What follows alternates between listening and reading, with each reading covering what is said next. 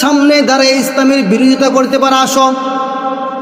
আবু জাহেল কি করলেন, ওই যখন নারে তাকবীর আল্লাহু আকবার প্রকাশ্য দিলেন, তরবারি নিয়ে আসলেন। আয়েশা দেখে উমর তাকবীর দিতেছে, সঙ্গে সঙ্গে মাথার নত হয়ে তরবারি নিয়ে ঘরে ঢুকে গেল। সুবহানাল্লাহ। এই উমর বলতেছে, ইয়া রাসূলুল্লাহ, একটা তো হত্যা করেছি, আপনার বিচার অস্বীকার করলে আমি একটা ছাড়বো না, আর আমি কোনো মুসলমানকে মারি নাই। আল্লাহ রাসূল বলতেছেন, উমর মুসলমানকে মারো নাই, সে তো আমার পিছে নামাজ পড়েছে, টাকা পয়সাও দিয়েছে, মসজিদ মাদ্রাসা টাকা দিয়েছে, আমার প্রত্যেকটা কাজে শরীক হয়েছে। তুমি তো হত্যা করেছো, হত্যার বদল তো হত্যার রায় হয়ে যাবে। দেখো তো আল্লাহু আকবার বলে একটা আওয়াজ হচ্ছে। আল্লাহ রাসূল বলতেছেন, তোমরা থামো, মনে হয় জিবরাইল আলাইহিস সালাতু ওয়াস সালাম আসতেছে। জিবরাইল আলাইহিস সালাতু ওয়াস সালাম সূরা নিসার ৬৫ নম্বর আয়াত নিয়ে আসলেন। কত নম্বর আয়াত? সূরা নিসার ৬৫ নম্বর আয়াত।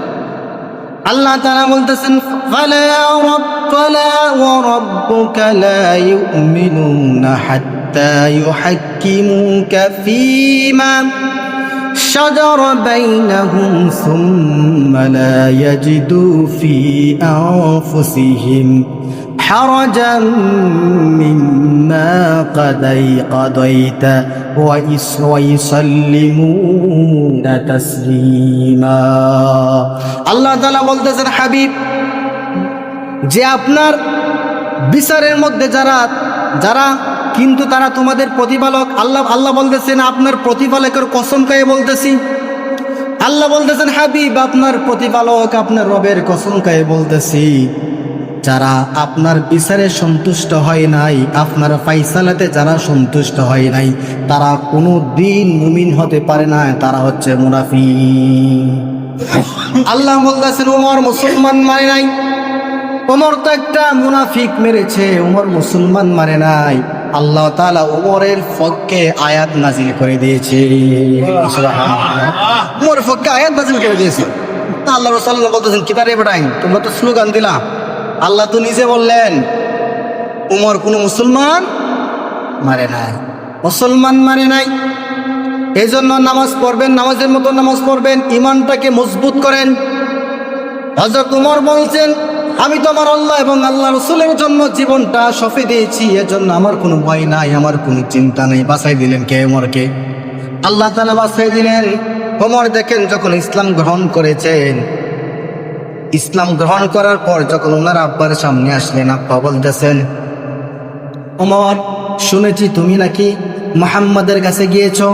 তখন বলে, জি গিয়েছি, শুধু যাই নাই, মুসলমানও হয়েছি। সাহসের সাথে বলতে, শুধু যাই নাই, মুসলমানও হয়েছি। সাবধান, ওর কাছে যাবা না, ওই লোকটার কাছে যাবা না, ওই লোকটা ভালো না। হযরত ওমর বললেন, আব্বা, আপনি আমার বাবা হতে পারেন, আপনি আমার সম্মান, অনেক সম্মান দিয়ে আমার জীবনের চাইতে বেশি ভালোবাসি, তবে এই নয় আপনাকে আমার রাসূলের চাইতে বেশি ভালোবাসবো। আর একবারও বলবেন না। আবার বললেন, লোকটা সুবিধা না, কারা বাজে মন্তব্য করতেছে। হযরত ওমর বলতেছেন, আব্বা, আরেকবার যদি আপনি আমার রাসূলকে যদি বাজে মন্তব্য করেন, ইসলামকে যদি বাজে মন্তব্য করেন, তাহলে তরবারি আমার হাতে আসবে। আবার বাজে মন্তব্য করলেন, হাতে আসলো। বলতেছেন, বাবা, আর বাজে মন্তব্য করবেন না, যদি বাজে মন্তব্য করেন তাই কল্লা সাথে থাকবে না, কল্লা মাটিতে ফেলে যাবে। বাজে মন্তব্য করলো, ওনার আব্বার কল্লাটা মাটিতে ফেলে দিল, এক বিন্দু পরিমাণ উনি কষ্ট পেলেন না। ভালো তো এভাবে বাঁচতে হবে। আল্লাহ তাআলা বলেন, কুল ইন কুনতুম তুহিব্বুনাল্লাহ ফাত্তাবিউনি ইউহিব্বুকুমুল্লাহ।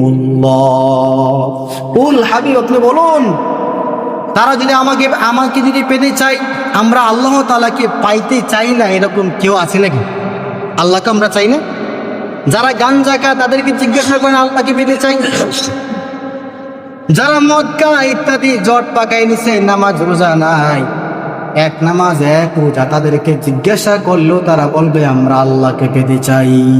যদিও তারা সঠিক কাজে নয়, তারপরও তারা বলে কি আল্লাহকে পেতে চাই। আল্লাহ তাআলা বলেন, যদি আমাকে পেতে চাই তাহলে তারা যেন আমার হাবিবকে যেন তারা অনুসরণ করে এবং অনুকরণ করে আমার হাবিবকে যেন তারা ভালোবাসে, আমার হাবিবকে যেন ভালোবাসে। কতটুকু ভালোবাসতে হবে? হযরত ওমর বললেন, ইয়া রাসূলুল্লাহ, আপনাকে আমি ভালোবাসি। বলেন, এই ভালোবাসাতে হবে না? আমার জীবনের চাইতে ভালোবাসি। বলতেছেন, এই ভালোবাসাতে হবে না, আরো ভালোবাসতে, ততটুকু ভালোবাসতে হবে যতক্ষণ না তোমার পিতা মাতা আত্মীয় স্বজন চাইতে আমাকে বেশি ভালো না বাসবে, ততক্ষণ পর্যন্ত তুমি আমার প্রিয় হতে পারবা না। প্রিয় হতে হবে। আল্লাহ রাসূলের কথা, প্রত্যেকটা কথা নিজের অন্তর থেকে মেনে নিতে হবে। ছোট্ট একটা ঘটনাগুলো বুঝতে পারবে। আল্লাহ রাসূল সাল্লাল্লাহু আলাইহি সাল্লাম জিহাদের সেনাপতি বানাইলেন আব্দুল্লাহ ইবনে রাওহা। ওনার ছিলেন, ওনার বাসররাত ছিলেন, নতুন বিয়ে করেছেন। বলতেছেন, আব্দুল্লাহ যাও, বিবির কাছ থেকে তুমি কি করো, দাবি সারে আসো। বিবি যাই দেখেন কোরআন পড়তেছিল। বিবিকে বলতেছেন, বিবি কোরআন পড়ানো একটু বন্ধ করো, আমি তোমার স্বামী আব্দুল্লাহ, একটু কোরআন তালাত বন্ধ করো। কোরআন তালাত বন্ধ করলেন। বলতেছে, স্বামী ঘরের ভিতরে আসেন। বলতেছেন, না, আমি ঘরের ভিতরে যাব না। আল্লাহ রাসূল সাল্লাল্লাহু আলাইহি সাল্লাম আমাকে জিহাদের সেনাপতি বানিয়ে দিলেন। আমার মনে হয় আর জীবনে কখনো তোমার সাথে সাক্ষাৎ হবে না, এইটাই আমার শেষ সাক্ষাৎ, আর সাক্ষাৎ হবে না। বলতেছেন, স্বামী আপনার ঘরের ভিতরে আসেন, আমি মদিনার সুন্দর একটা মেয়ে, আপনি একটা সুন্দর পুরুষ, আপনাকে তো আমি দেখতে পারি নাই ঠিক মতো, একটু আসেন। যখন বউ দেখছিলেন তখন একটু দেখেছি, আপনার ঘরের ভিতরে আসে। আব্দুল্লাহ ইবনে রাওহা বলতেছেন, না বিবি, ঘরের ভিতরে যাব না। ঘরের ভিতরে গেলে তোমাকে দেখলে আমার প্রেম জাগবে, ভালোবাসা জাগবে। বিবি, নতুন বিয়া করেছি, তোমার কোনো হক আদায় করতে পারি নাই, আল্লাহর হস্তে তুমি আমাকে মাফ করে দিও। বিবি ঘরের ভিতর দিকে বলতেছেন, স্বামী আল্লাহর কসম খাই বলতেছি, স্বামী আল্লাহ, আল্লাহি, আল্লাহর কসম খাই বলে, স্বামী আপনি একটু ঘরের ভিতরে আসেন। আমি আল্লাহি, আল্লাহর কসম খাই বলি, আপনাকে আমি প্রেম নিবেদন করব না, আপনার প্রতি ভালোবাসা জাগাবো না। আমি আপনার চেহারাটা দেখে রাখতে চাই, কাল কিয়ামতের দিন যেন আপনাকে আমি স্বামী হিসাবে চিনতে পারি। আব্দুল্লাহ ইবনে রাওহা বলতেছেন, স্ত্রী তোমার যদি এই নিয়ত যদি থাকে, তাহলে ঘরের ভিতরে আসতে হবে না। তুমি যদি ধৈর্য ধারণ করে থাকতে পারো, ধৈর্যশীল হয়ে যদি তুমি থাকতে পারো, কাল কিয়ামতের দিন আল্লাহ রাব্বুল আলামিন তোমাকে আমাকে স্বামী স্ত্রী হিসাবে জান্নাতের মধ্যে পরিচয় করে দিবে, জান্নাতের মধ্যে পরিচয় করে দিবেন। এরকম আরেকজন সাহাবীকে পাঠালেন, যাও তোমার বিবি বাল বাচ্চার কাছ থেকে দাবি নিয়ে আসো। উনি বলতেছেন, বিবি আমাকে আল্লাহ রাসূল আমাকে সেনাপতি বানাই দিলেন, 2 নম্বরের সেনাপতি বানাই দিলেন, আমি চলে যাচ্ছি। তোমার হয়তো আমি অনেক অনেক মহব্বত করি তোমাকে, তবে আল্লাহ রাসূল আমাকে সেনাপতির দায়িত্ব দিলেন, হয়তো দায়িত্বের মধ্যে কোনো ত্রুটি করেছি, আল্লাহর হস্তে আমাকে মাফ করে দিও। আর আমি যে পথে যাচ্ছি সে পথে আমার বাচ্চাদেরকে মানুষ করো, হয়তো এইটাই শেষ দেখা।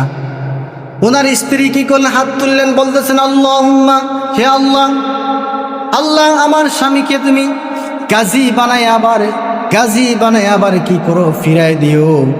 তখন ওই আল্লাহর বান্দা কি করলেন, তরবারি উল্টা পিঠ দিয়ে ওই স্ত্রীর হাতে মধ্যে আঘাত করলেন। বলতেছেন, বিবি উল্টা দোয়া করো না, আল্লাহ তাআলা উল্টা দোয়া কবুল করবেন না। আল্লাহ তাআলা রাসূল সাল্লাল্লাহু আলাইহি সাল্লাম আমাকে সেনাপতির দায়িত্ব দিলেন, এর মানে আল্লাহ তাআলার রাস্তায় আমি শহীদ হতে চাই। উনি হাঁটলেন, সামনের দিকে আগালেন, বাচ্চারা আব্বু আব্বু বলে চিৎকার করতেছে। আল্লাহর বান্দা পিছন দিকে একবারও ফিরে তাকালেন না। দেখেন কতটুকু ভালোবাসছেন আল্লাহ, ইসলামকে কতটুকু ভালোবেসেছেন। জিহাদের ময়দানে যাবেন, সমস্ত মানুষদেরকে রেডি করতেছেন। এক মহিলা বলতেছেন, ইয়া রাসূলুল্লাহ, আমার ছোট্ট একটা বাচ্চা একবারে কাছে একটা বাচ্চা, ইয়া রাসূলুল্লাহ তাকে নিয়ে নেন, আমার স্বামী নয়, আমার কোনো পুরুষ নাই আমার ঘরে। আল্লাহ রাসূল বলতেছেন এই বাচ্চাকে নিয়ে আমি কি করব? বাচ্চাকে তো আরেকজন রাখতে হবে, বাচ্চা কি জিহাদ করতে পারবে নাকি? তখন বলে ইয়া রাসূলুল্লাহ আমি জানি জিহাদ করতে পারবে না, এই বাচ্চাটাকে আমি আপনার কাছে দিয়ে দিলাম। কাফির বেনিন যখন তীর নিক্ষেপ করবে, তখন আপনি যখন ডান দিকে তীর নিক্ষেপ করবে, ডান দিকে আমার বাচ্চাটাকে ধরে দিবেন। যখন সামনের দিকে তীর নিক্ষেপ করবে, সামনের দিকে ধরে দিবেন। যখন পিছন দিকে তীর নিক্ষেপ করবেন, পিছনে ধরে দিবেন। আমার বাচ্চার 1000 কোটি যেন তীর নিক্ষেপ হয়, তারপরে যেন আল্লাহ রসুলের গায়ে যেন একটা তীর নিক্ষেপ না হয়। চিন্তা করছেন? একটা মাত্র স্যার এটাকে দিয়ে দিতে চেয়েছে। কিছুক্ষণের মধ্যে শুনলেন আল্লাহ রসুল শহীদ হয়ে গেলেন। মহিলা পাগলের মতো হয়ে গেলেন, দৌড়তে আরম্ভ করলো। কিছুক্ষণ এগিয়ে দেখে কয়েকজন সাহাবী আসতেছে, বলতেছেন ওই মহিলা তুমি দৌড়ায় কোনো লাভ নাই, তোমার বাবা বাইরে গিয়েছিল, তারা শহীদ হয়ে গেছে। মহিলা বলতেছেন কে শহীদ হয়েছে তা জানতে চাই না, আমি জানতে চাই আমার প্রিয় নবী জনাবে মুহাম্মদুর রাসূলুল্লাহ কেমন আছে। আর কিছুক্ষণ আগালেন, সাহাবীরা বলতেছেন মহিলা তুমি না গাইতেছো, তোমার যে স্বামী ছিল, অন্য একজন মহিলা বলতে তোমার যে কোন স্বামী ছিল, স্বামী এসেছিল, স্বামী শহীদ হয়ে গেছে, তোমার সন্তান শহীদ হয়ে গেছে, যায় কোনো লাভ নাই। বলতেছেন না আমার স্বামী শহীদ হয়ে গেছে, বাবা ভাই শহীদ হয়ে গেছে, আমার বাচ্চা শহীদ হয়ে গেছে, তা আমার মনের মধ্যে কোনো দুঃখ নাই। আমি জানতে চাই আল্লাহর হাবিব সাল্লাল্লাহু আলাইহি ওয়াসাল্লাম কেমন আছে। আরেকটু আগে দেখলেন মুহাম্মদুর রাসূলুল্লাহ সাল্লাল্লাহু আলাইহি ওয়াসাল্লাম আসতেছেন, সালাম বিনিময় করে মুস্কে একটা হাসি দিলেন। বলতেছেন ইয়া রাসূলুল্লাহ আমার স্বামী শহীদ, আমার সন্তান শহীদ, বাবা ভাই শহীদ, আমার কোনো দুঃখ নাই। যে আল্লাহ রসুল যেন জীবিত আছেন তার চাইতে খুশি আমার জীবন আর কিছু নাই। এই জন্য ভালোবাসার মতন ভালোবাসতে হবে, দিনকে ভালোবাসতে হবে।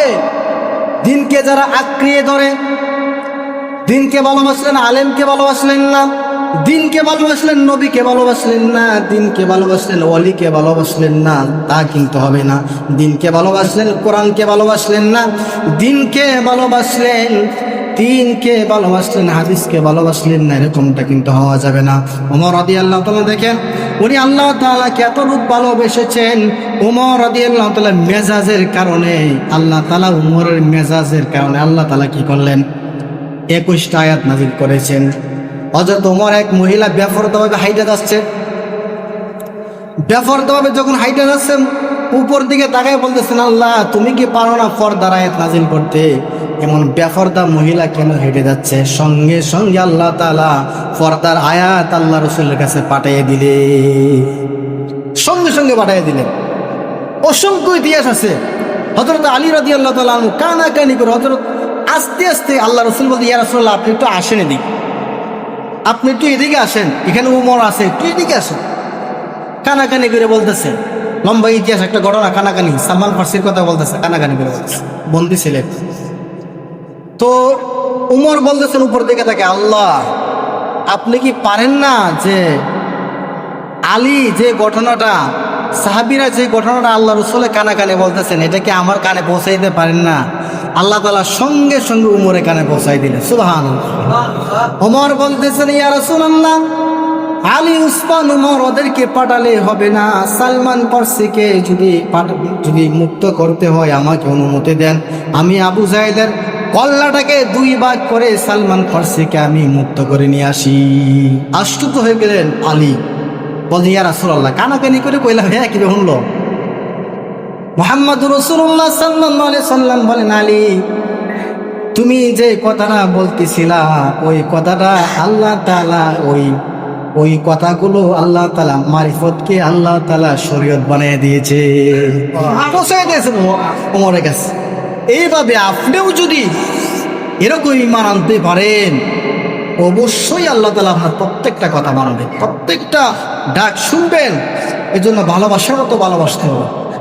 যদি বাড়িতে তাকে আশাবাসী 1 ওয়াক্ত তো শিখি নামাজ আসবেন, 1 ওয়াক্ত 2 ওয়াক্ত, আমি যখনই বাড়ি থাকবো নামাজ আসবো, আর অন্তর থেকে আল্লাহ রাসূলকে ভালোবাসবো। ইনশাআল্লাহ যতটুকুন কথা বলেছি চেষ্টা করেছি কোরআন এবং হাদিস দিয়ে কথা বলার। আল্লাহ সুবহানাহু ওয়া তাআলা আমাদের সবাই